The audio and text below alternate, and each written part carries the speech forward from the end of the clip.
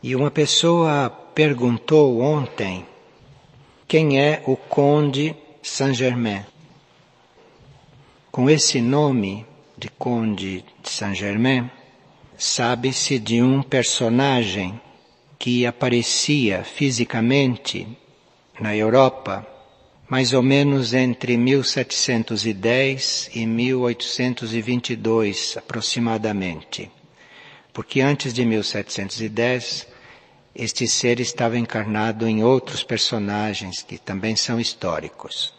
Mas com o nome de Saint-Germain, este ser encarnou na Europa. Encarnou não é bem o termo, porque ninguém sabe se ele era realmente encarnado.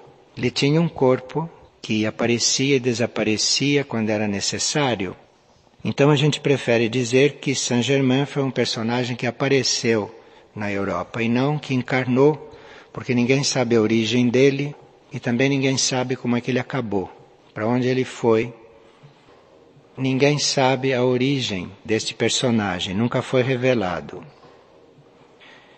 Pelo que ele manifestava como Saint-Germain, percebia-se que era um ascensionado, que era um adepto, isto é, que era um ser com várias iniciações.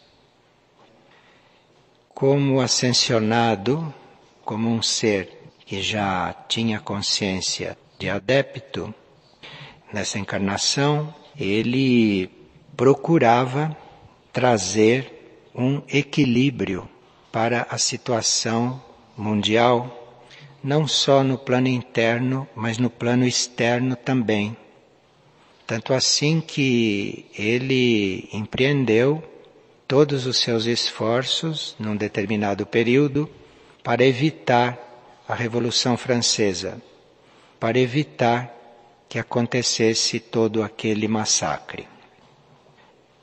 Também manifestou a energia da vontade e da determinação. Isso também é histórico, porque na sua determinação de fazer com que a harmonia e o equilíbrio prevalecesse, ele trabalhou para que aquilo não acontecesse até as vésperas da coisa estar na rua e já deflagrada. Então era uma determinação realmente admirável. E ele também manifestava um grande manejo da energia da transmutação. Internamente, isto é, num plano em que ninguém via, portanto não sabiam o que ele fazia realmente, ele estimulava as mônadas, porque a maioria não tinha as mônadas ainda completamente despertas, ou as mônadas não tinham chegado ainda em um grau de desenvolvimento. E irradiava para que estas mônadas começassem a encontrar e a perceber o caminho do retorno para os planos imateriais. Hoje, este ser, ou esta energia, não se exprime mais fisicamente.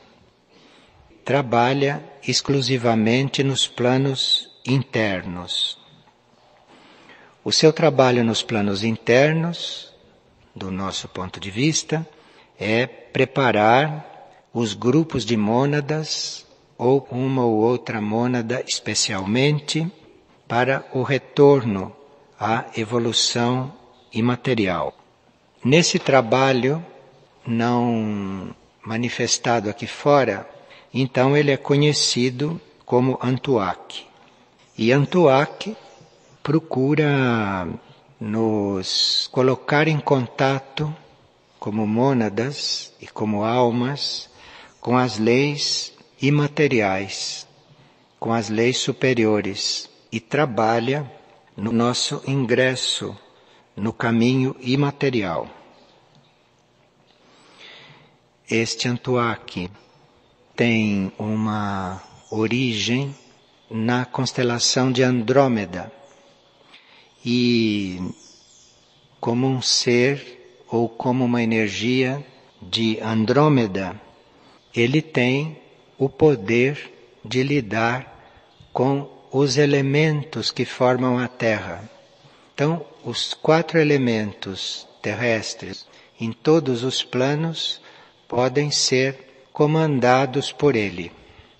Por isso é que nesta época, neste ciclo, ele está à disposição da Operação Resgate, porque nos momentos, além do trabalho monádico que é feito de resgate das mônadas, nos momentos em que a supranatureza começar a agir sobre a Terra, esta força, Antuak, terá o controle de todos os elementos, tanto da terra como do fogo, quanto do ar.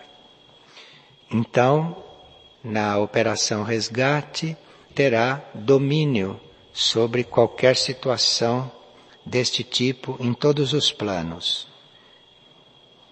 Como hierarquia espiritual, trabalha com energias cósmicas e é uma hierarquia extraplanetária, isto é, não trabalha só com a Terra. É uma hierarquia que está vinculada com outros mundos e, como hierarquia, atua ou através de grupos ou em coligação com entidades que podem estar em contato também com a Terra. Como Andrômeda, que é a sua pátria, e toda a Via Láctea estão num processo de fusão, isto é, esta constelação e a Via Láctea, num certo sentido, vão se fundir internamente. O trabalho desta hierarquia em um planeta como este, ou em algum outro mundo, está sempre em função de integração.